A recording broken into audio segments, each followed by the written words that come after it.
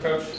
Cal, is there anything that you remember, maybe in hindsight, going into the Duke game that wasn't right, that you realized after the fact going into this year that you should try to say, let's not make that mistake again? I don't think it was quite us. They were really Duke. They deserved to win by 50 the way the game played, and their guys played better than my guys. But I would also tell you, at the end of the year, if you think we would have had 3 guys go in that draft and then go in the league doing what they're doing, if you watched that game, you would have said never happened. And these guys know. I mean, this is so early in the season. I can't predict what goes on. They have a couple veterans, but really they're veteran quarterback, which makes them go. So it could be like if you remember when Tyler Eulis went up there and just dominated the game. I mean, you know, you're at the mercy of that guy a little bit. So, but I'm anxious to see, and really where we are right now. I wish we didn't play this game the first game of the year, but I've said it before. Why don't we have a couple games under our belt before we do this? But, you know, everybody agreed to do it, so. What makes Cassius as effective as he is? He's a good player, plays with great pace, plays with patience, knows what he does well, and he'll play for all 40 minutes. You're not going to take him out. You don't. The first 5 minutes of the game are not going to dictate how he plays. So. When the other team's best player is a point guard, how nice is it to have Ashton Hagens on your side? Yeah, if he doesn't foul. I mean, if you're trying to keep this kid from scoring, you're going to foul. And what you're trying to do is if a kid gets 25, just make him a hard 25, you know? And, you know, I expect our guys to be anxious. I don't know, you know, how, you know, what will happen with the young kids. You just don't, you can't predict it. What's your feel for Nick's status at this point? It's still day to day. We'll see if he can give us a little bit of practice time today, probably nothing live, and see what he can do tomorrow. And if he's, you know, if he's timid with it, he shouldn't play, not in this game. So we'll just have to see. You seem to have a really good relationship with Tom. What do you admire about him? What do you like about him, not only as a coach, but away from coaching? Well, he and I have been friends for a long time, and I respect the fact that, you know, he not only is about Michigan State, he's about the kids and he's about the game. If there's anything that needs to be done that's going to make the game better or game better for the kids, he's all in. He also speaks his mind, which I appreciate.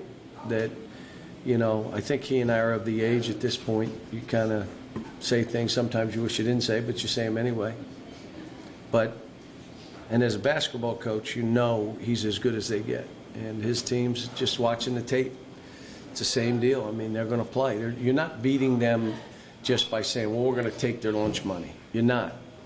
And they're not going to beat themselves. You're going to have to play a heck of a game to have a chance to win just because of how they play, how they defend, how tough they are, all the stuff that, you know, we try to teach these young guys, and it just takes us a lot of time to do it. John, at this stage, how do you feel about any opponent taking your guys' lunch money? Well, the only thing we've been working on is them understanding what toughness is, and it's not pushing and shoving. It's, you know, are you in the kind of shape you need to be in mentally and physically? Are you beating workouts? Are you conquering yourself?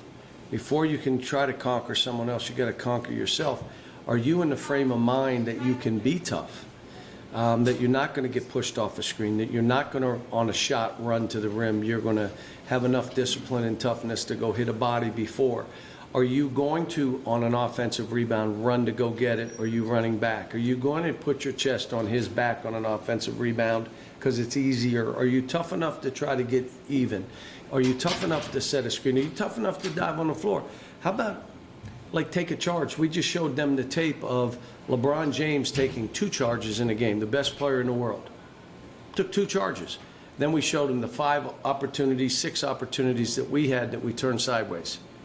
So, I mean, all the toughness things, you know, you don't know what's going to come out in this game. I mean, you don't. I mean, I knew we'd have a tough time with Duke last year. I didn't know it would be 50, but I thought it would be tough.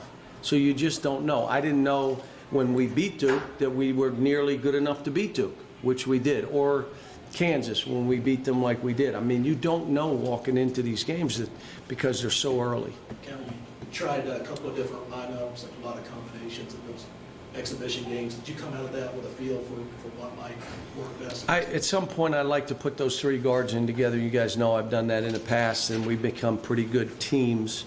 But, again, Khalil played way better. Keon's playing pretty good, so we need to, keep giving those guys opportunities. And the only thing I told these guys today, if someone really has it going, you may get less minutes because he's playing so well. And you got to accept that. But the flip side is when you're playing that well, you're going to get those minutes and he gets less. Just how this stuff works. So, this will be another one that they've got to understand that, you got to get in there and fight and perform. And look, at the end of the day, I said, if you go in this game and your whole mindset is wait till they see me try to get 30 and 20, I know what'll happen. I've been there and seen it. But if you come in the game to say, I want everybody to know how hard I play and how well I play defensively, that I'm a tough rebounder and I run that floor every time, those are things that don't take skill. It's effort and toughness. Do those things, and then your offense happens.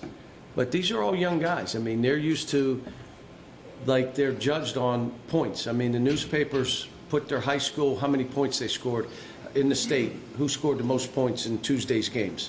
Forget about who played best. So it's how they kind of grow up with this stuff. Cal, to that end, do you look at the first 5 minutes of what Nate did the other night? Draws, I think, 3 fouls, boxing guys out, looking for somebody He played to good. get every ball that goes up. He As played sort of good. the example of what you're He played asking good. for from these guys? But there were 4 or 5 balls he needed to get that I said, you have to get those balls. I mean, they went to him and he didn't bring them in, or someone jerked him out of his hands. And I just said, look, for us to do anything with you, you have to be able to get balls. You got, because then I told the guards, you're going to have to go get some balls. But look, I told them the pressure is on us to prepare. That's what it is. That was my message. The pressure right now for me and you to prepare, it's not during the game. When the game starts, you let it fly, you have amnesia, and you help each other. That's what it is. You're going to make mistakes. You'll be wrong 60, 70% of the time in this game. So cover for each other. You're going to make the wrong cut. You're going to make the wrong defensive move. It's cover for each other. But have amnesia and move on. You can't let play-to-play bog you down. But it's new. I mean, it's nice that we have some veterans that we're not walking in. I've walked into this game with 5 freshmen before, starting 5 freshmen, trying to, and they're going to win every game. What? I think we were down 20-2, I believe it was. So, at least we got some vets here, and we'll see. John, the game last year. And that team, by the way, we were down 20-2 to start the game. Looked like we were going to get beat by 100. And I believe that team was in the national championship game. That's why this stuff, and I think we lost that game if I'm not mistaken. We may have won it, I can't remember. What's my wife's name, by the way? But anyway, what was I saying? I can't remember that. But anyway, we were down 20, anyway, go ahead, next. John, the North Carolina game last year, Kobe White, a lot of hype, and Ashton seemed to respond really well. Totally different situation. Kobe was a freshman. This kid is a senior. Totally different situation. I don't want him even thinking about how I played that game because he would speed White up. He's not speeding this kid up. This kid's going to play at the pace he wants to play. Now, he'll play fast, but only because he wants to play fast. And when he wants to play slow, he's going to play slow. So it's a different deal. It is more, I got to make this difficult. And if he's making baskets, I can't change how I'm doing this. Just keep playing and hope he starts missing some. How much more of a challenge are guys like that for Ashton? Because sometimes he can, with his ability, he can sort of gamble and in a handful of plays sort of change the game. The discipline, he's got to be disciplined. It's going to be, but it's November. How disciplined can he be? I just don't want him to get 2 quick ones. So now we're playing shorthanded because I won't play him in the first half with 2 fouls. Who's your point guard if he's out? Is it Manuel or is it No, it's Tyrese. Manuel's playing so good off the ball. He's running, he's scoring, he's flying. Just be who you are. You know, there's no more point guards anyway. So what's the difference? Just be who you are. What do you do best? And we got to get him to defend and stay engaged. He's good until there's about 10 seconds left in the clock, and then he'll turn his head, and then and all of a sudden it's like, what, you did great for 20 seconds, finish it out. But he's another one. He's a veteran. If we all would run like he runs, this would be as fast a team as I've ever coached, because he's that fast. And our guards, both Tyrese and Ashton, will fly and throw it ahead. You just got to run. They can't out. Like, we have times where a point guard's outrunning our wings, unless it's Emmanuel. Like, he's flying. What do you think the way PJ plays in those two exhibition games, and what do you need him to build on? He's just got to get better. I mean, I've had so many players go through, you know, I'm going to be able to do this way, and then you figure out, you know, great. Learn them in those kind of settings that, you know, got to get in better shape. Until you do that, until you conquer yourself with some different areas, it's hard to change anything else. Think about rebounding and blocking shots and nothing else. Just do those two things. And then all of a sudden you start changing. But it's hard to accept that until you get in and you don't really do the things you're capable of doing. And then you're all ears, talk to me. But PJ went through this, if you remember, especially his first year. Oh my gosh, his first year? Do you remember he lost 17 pounds in like January? Like over a 30, 40-day period, he lost all that weight, and then he started playing.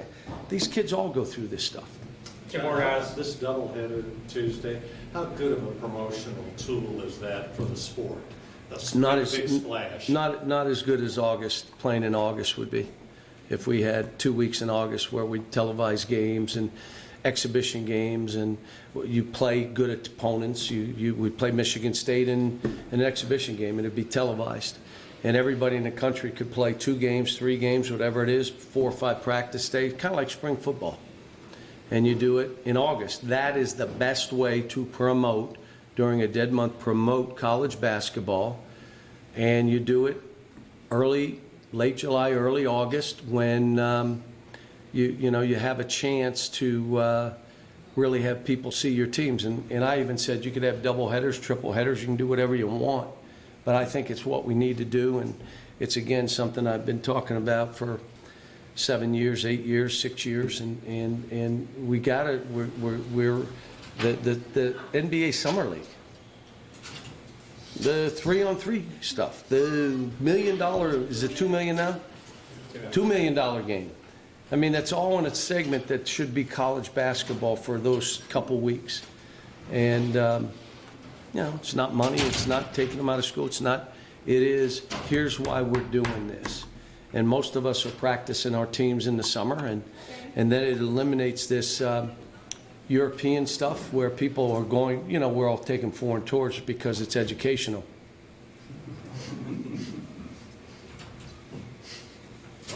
Did I say that? So I lie. I admit I lie. It's not educational. It costs $250,000 to go to Spain, Italy, Croatia, wherever you want to go. Let's go to 2 sites, and kids are sleeping on the bus. They get up. Can I just stay on the bus? Yes, stay on the bus. All right, we got 2. I mean, let's just do this stuff here. Why? Just everybody gets to play in August, and you take 7 days, a few practice days, and we're practicing anyway. How about this? Take 1 day a week off up until that point, and you don't add any time. It's the same amount of time, and you're playing games, television. How do you think the SEC network would like content in August? How about that? You think all these other networks, the ACC, the Big Ten, the Pac-12, whatever has, ESPN, they all would like content. It wouldn't be just us playing, you're telling the whole league. So now you got another 50 games, 60 games. You Anyway. guys don't know all about the museums in the Bahamas? Yeah, we did, and 4 guys didn't get off the bus, and but they did learn about dolphins and Water slides. shells on the beach. We talked about the different kind of shells. You know, we thought that was a good lesson for them, teaching them stuff. Sounds like Thanks. Brad had a miserable time in Europe. Thanks, guys.